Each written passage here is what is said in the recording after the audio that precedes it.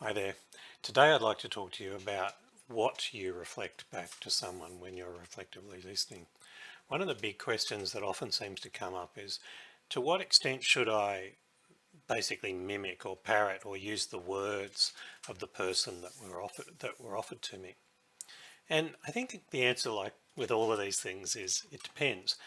There are some situations where it's really helpful to use the particular words that a person offered. So for example, if a person uses a metaphor, my heart just felt black and hollow.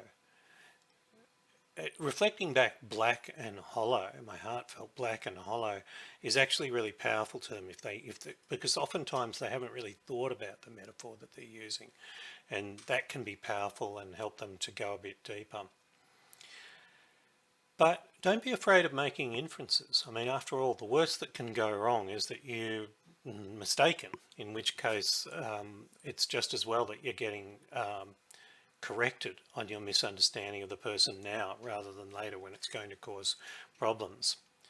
So I find it helpful to actually try to infer what it is that the person really cares for in particular, or what they're feeling. And oftentimes they won't say that exactly.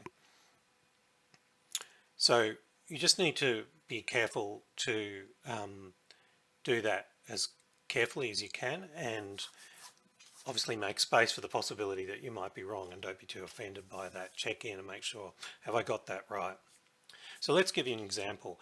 Imagine that someone's been talking about the effects of an organisational restructure on simplifying their role.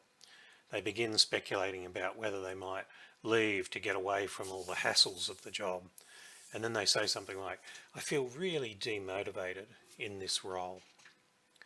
Then a simple reflection would be to say something like, your motivation is really low. A more complex inferential reflection would be something like, since the restructure, you sense that you're less valued, and that has left you less motivated to keep working hard to overcome obstacles. Have I got that right?